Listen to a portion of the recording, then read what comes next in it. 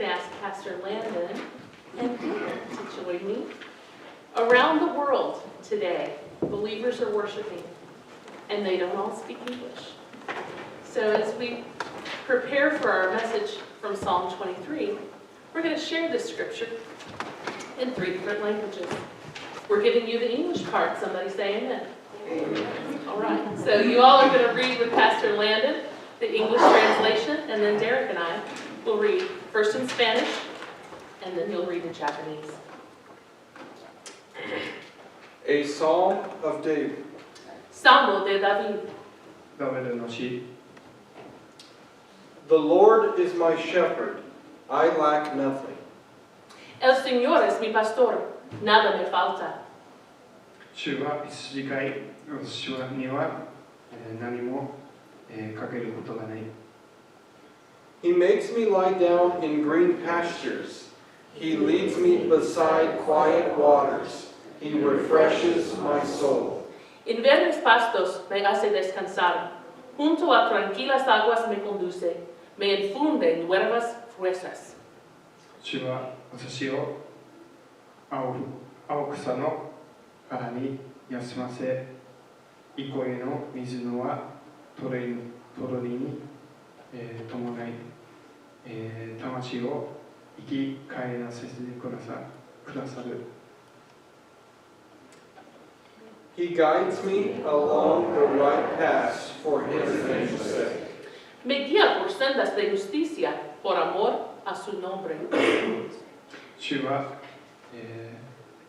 皆にふさわしく私を正しい道に導かれる。Even though I walk through the darkest valley, I will fear no evil, for you are with me. Your rod and your staff, they comfort me. Aun si voy por valles tenebrosos, no temo peligro alguno, porque tú estás a mi lado. Tu vara de pastor me reconforta. 死の、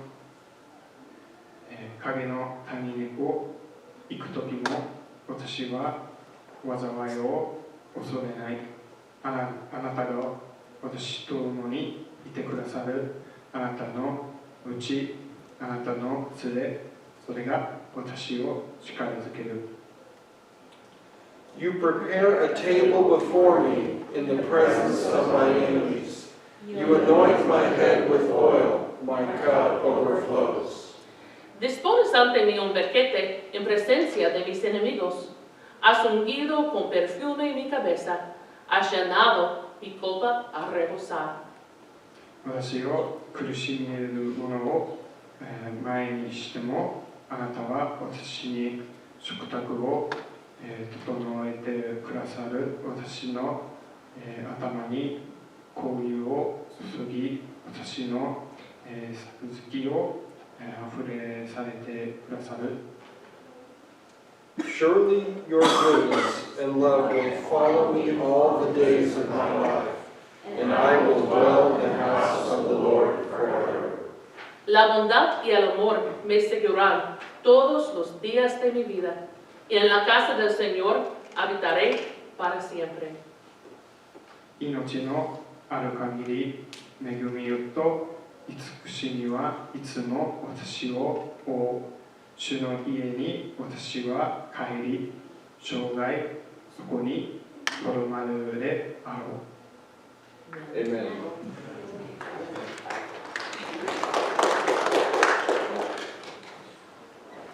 I'm going to lower this. Between me and Derek, there's a discrepancy, let's say, of height. Thank you very much for indulging us in that. So, sometimes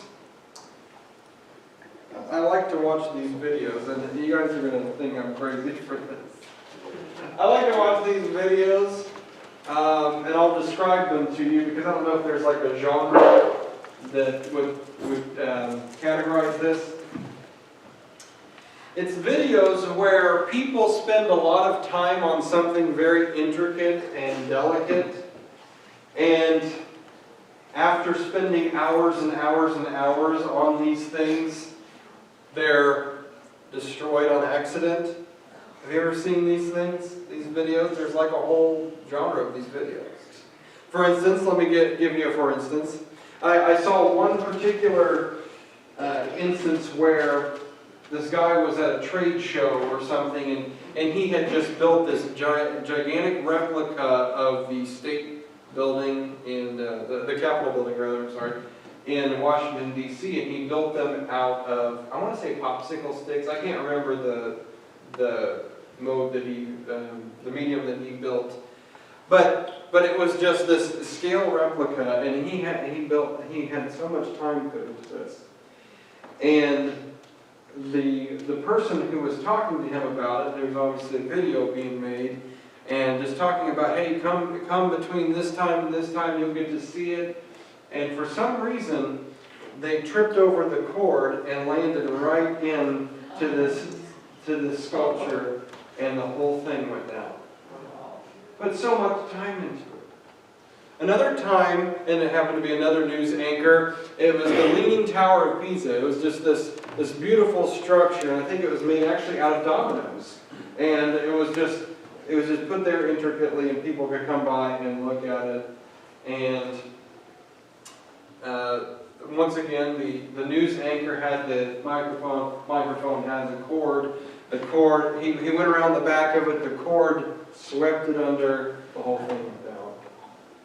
There's another instance in which, you may have seen this like at the state fair or something like that, but there would be some really interesting structures that can be built with playing cards, a deck of playing cards. You know, you can build like little pyramids and stuff like that. That's the extent of my skills when it comes to that. I might only be able to put two together, and I'm pretty proud of that. But there are some people who have some great talent with this. That they build these glass enclosures. And they feel like they're in jail or something, or like at the zoo, but it's so that wind won't circulate in there. So obviously they have breathing air, but nothing will happen. Nobody can get near it.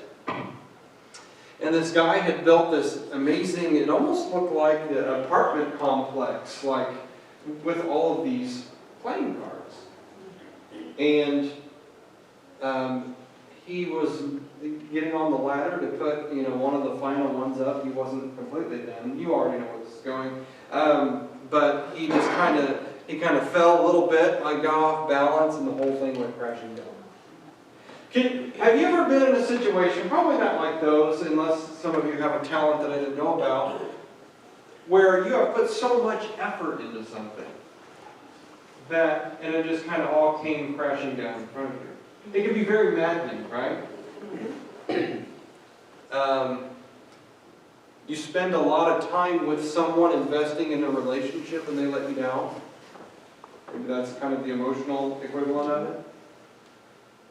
Perhaps you have invested in a family member, maybe even giving them something, giving them money, and they take it and run. I mean, we know that there are practical examples of this in our everyday lives. When I'm watching it on video with these different mediums by which they're building things, it can be funny looking at it from my perspective. But I can guarantee you that if I was the one building this, it would not be funny. I've put so much time and effort and love into this, and to have it coming crashing down. All of us, if we've raised children, we've all been in those situations where we're working on something and the child comes by. Or maybe you have saved up for that one special Christmas present, only for the kid to play with the box. Right? A lot of you parents are looking at, don't even get me started. You know what I'm talking about, because we've all been there. We've all been there for the lead up and the let down, right? Well, it's interesting because with our children, we still love them. Even though, praise God, we have to pray about our salvation there right on the spot. We still love them. We still make dinner for them that night. Mostly because the government says that we have to keep them alive somehow.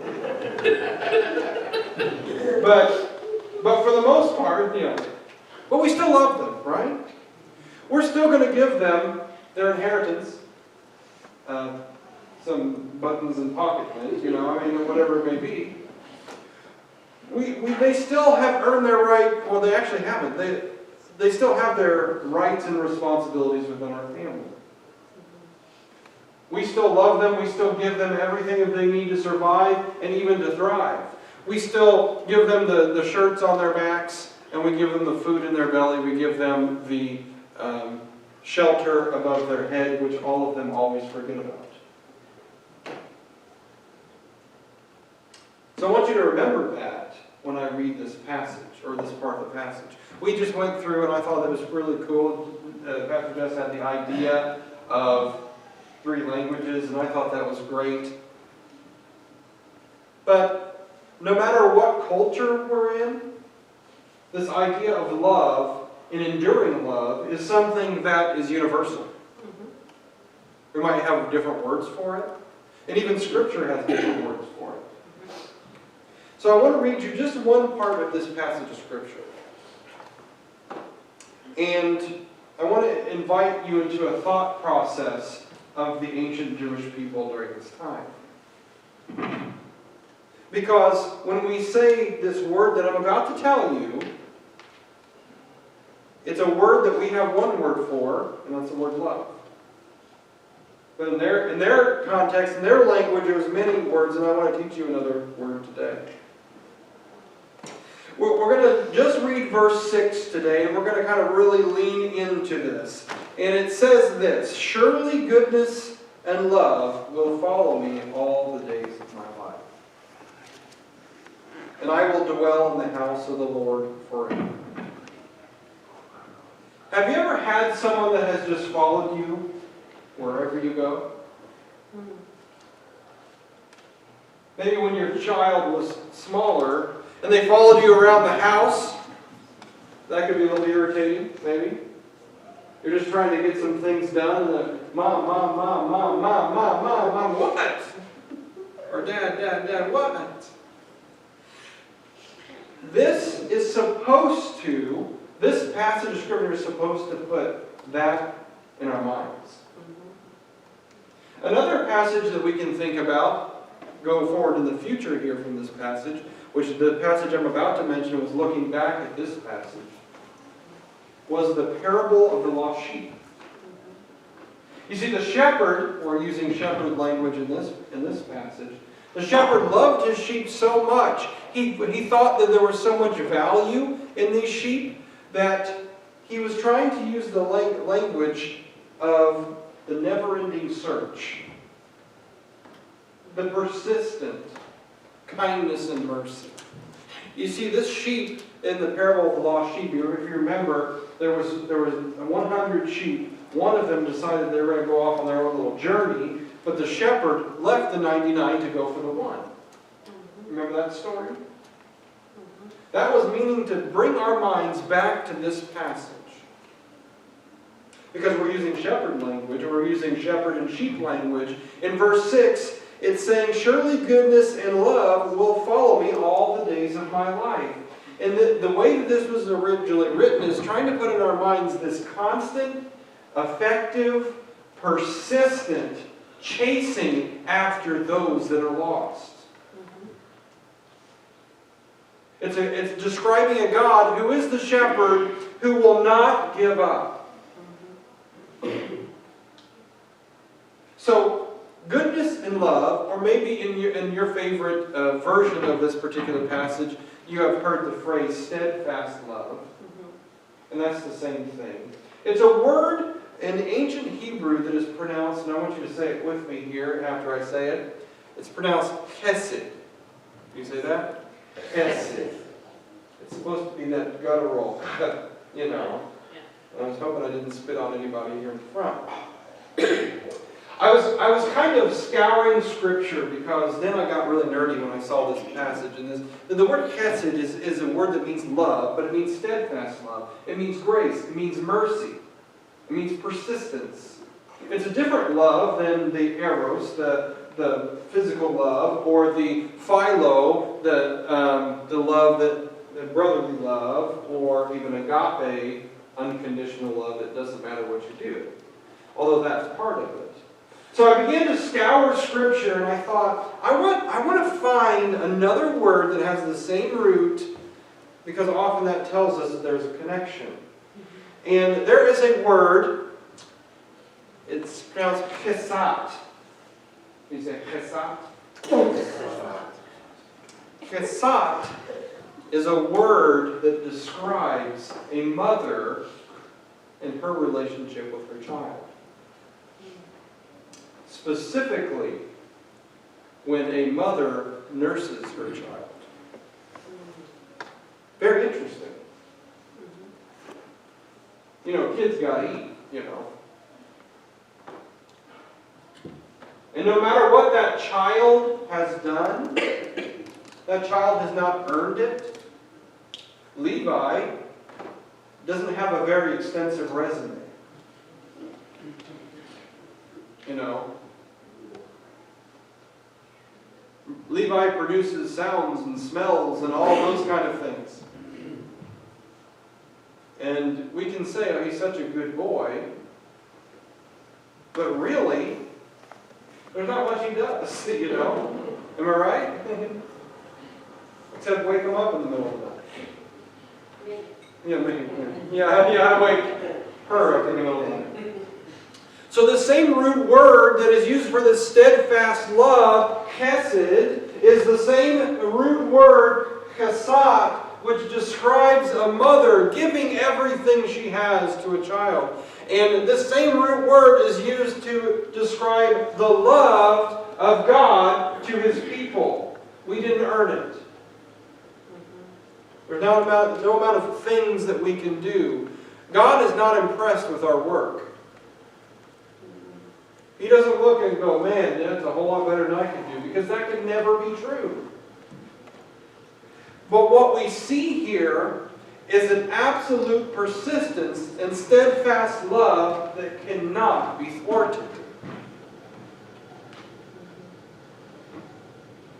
Surely goodness and love will follow me. This is God acting in our direction. Surely goodness and love will follow me all the days of my life. And here is the interesting part where we get into just some deep Christianity type stuff. It's this next part that describes our relationship with God's chosen people. I will dwell in the house of the Lord forever. That I will dwell in the house is actually an idiom or a metaphor that they used back then to describe the concept of adoption, or just being a part of the household. There are times in Scripture where we see servants a part of household. These servants that may be young or something like that, they do not have family, genetic family that is still around, biological family. So this person would be the servant of the household. And a very kind master, or a kind boss, or a kind homeowner would bring them into their family and adopt them and say, you're going to dwell in my house forever. You're a part of my family. And oftentimes what happens is maybe that family has not had a firstborn son to pass down the estate. So then the servant would get the estate. And oftentimes we see the words firstborn being used for this servant. This is the firstborn of the household over here.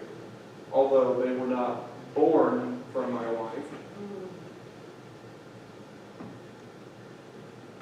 David is making an amazing claim here in this passage.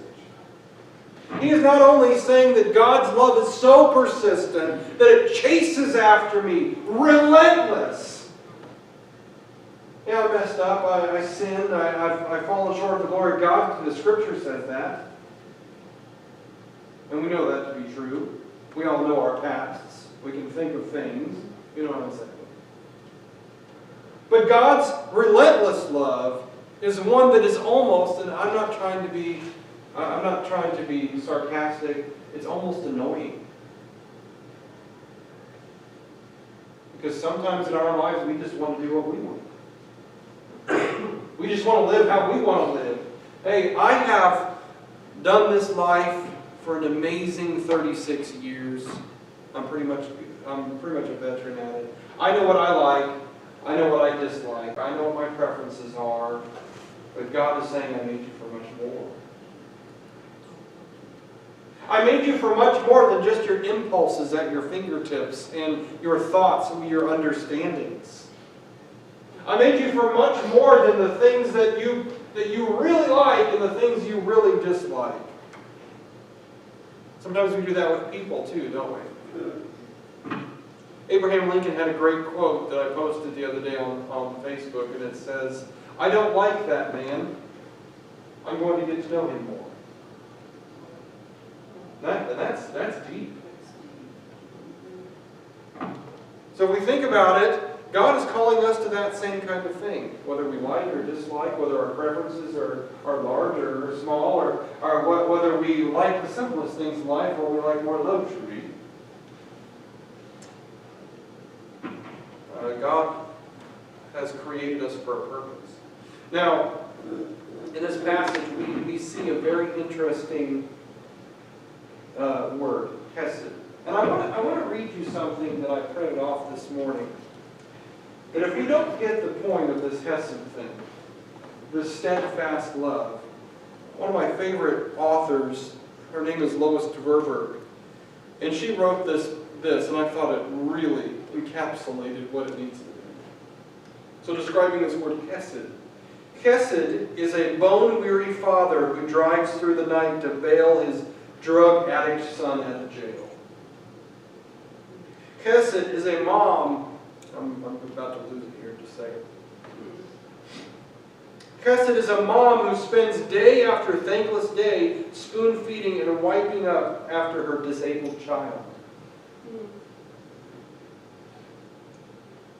Hesed is an unsung pastor's wife whose long-suffering, tearful prayers keep her exhausted husband from falling apart at the seams. Hesed is love that can be counted on, decade after decade. It's not about the thrill of romance, but the security of faithfulness. Ooh. And really, if you think about it, whether we're married or not, whether we have someone we're dating or not, whether we have a child or we're not, every single one of us longs for that kind of hesed. When we talk about a nursing mother, scientists actually tell us that interaction and that nourishment is the most healthy thing in our history.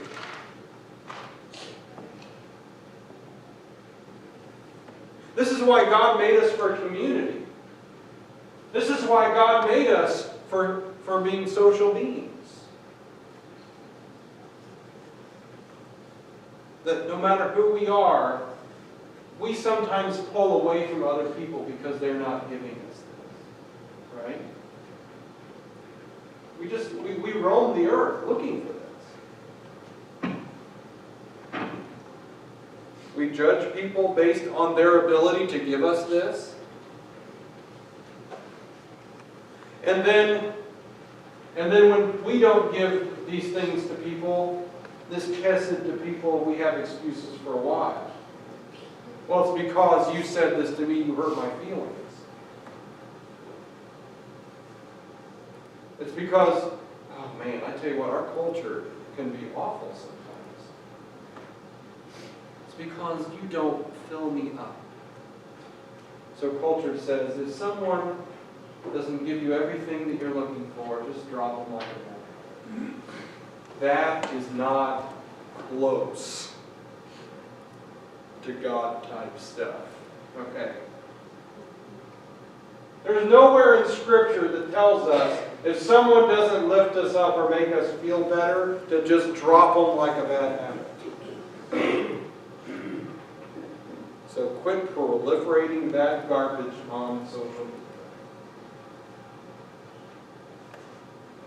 Now, there are times when we have to get out of unhealthy situations. Please do that.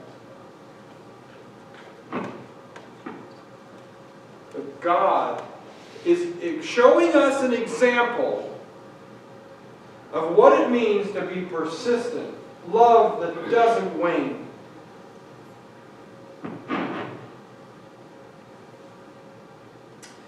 Surely goodness and love will follow me all the days of my life, and I will dwell in the house of the Lord forever. This is a statement of identity.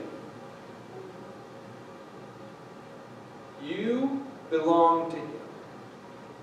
And He is telling us in this passage that if we are to embrace Him, if we are to go all in, or sometimes it doesn't feel like all in, but if we were to embrace Him, yeah, we dwell in the house of the Lord forever. We think about that. Hey, I'm going to go to heaven when I die. Woohoo! But that's not what this passage is saying, although it's only like a third of what it's saying. This passage is saying is, you're part of the family. What a great passage to talk about this when we're talking about baby dedications. I hate to say this, Howell family, but there are going to be times where Levi and Samuel are going to disappoint you. They're going to do something that maybe requires some discipline. Maybe one time, maybe two, but it might cap out about 10. And Brenda, I can only imagine how many times it was for mine. No.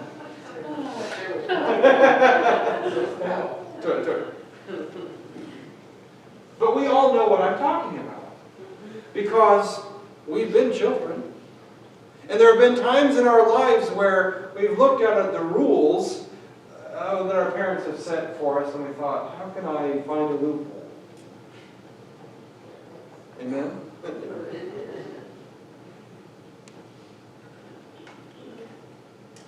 But even though God knows our heart, despite us, He still loves us and pursues us.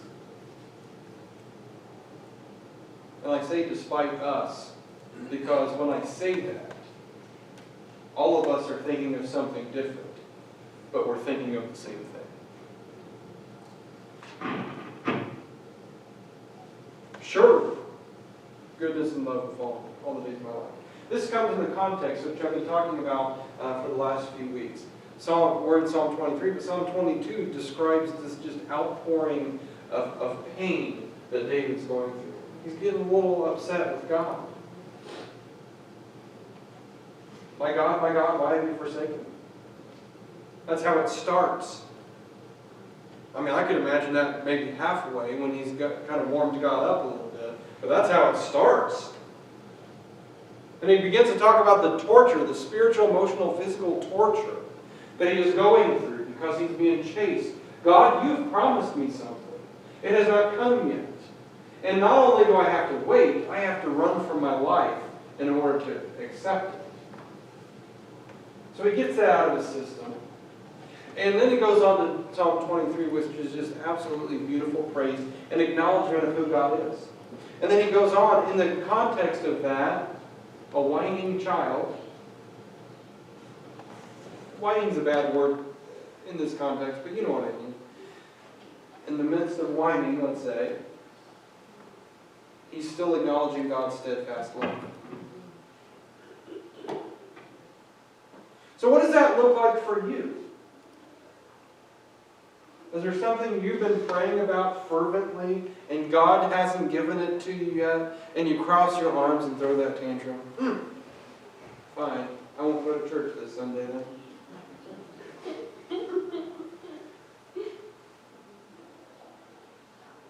We do that all the time. Fine. Someone come up to you, are you okay? Yeah, it's fine. How many times have we ever said it's fine and it's actually been followed? The word fine is actually a code word for not fine. And husbands say amen to that.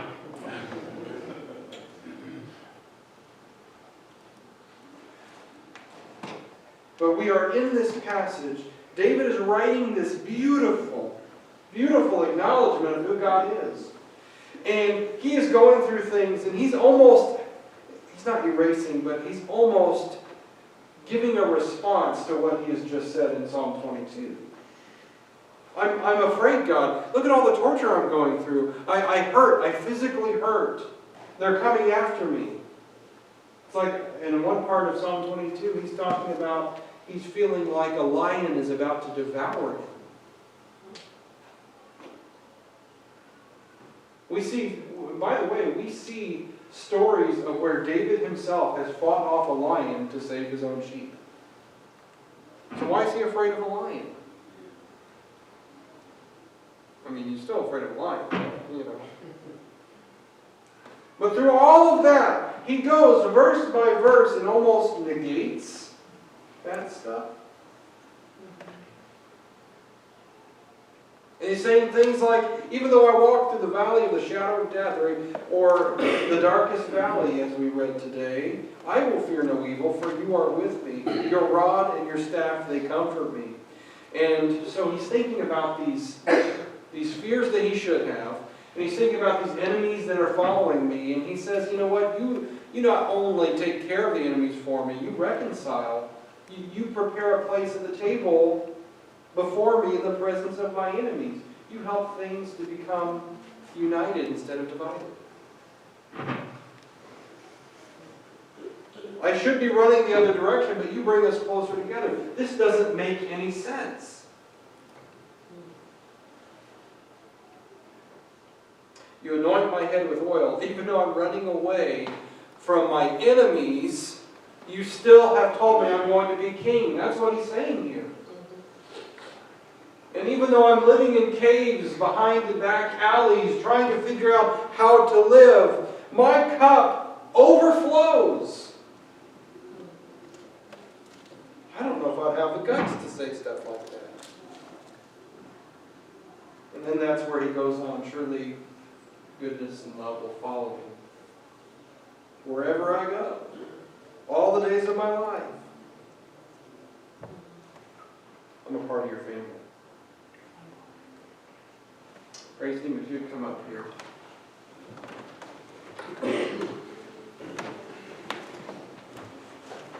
We're going to leave some time here for some response. You're going to come here to the altar, in front of the stage here, pray. You've got some business to do with God. Please do that. But what would it take for you to acknowledge that God's steadfast love is good and perfect, and it's timed just perfectly? What else does God need to show you? Are you waiting on a big billboard? Flashing lights around it? Some of us have prayed for an answer. We have gotten an answer. And then we say, well, how about one more answer?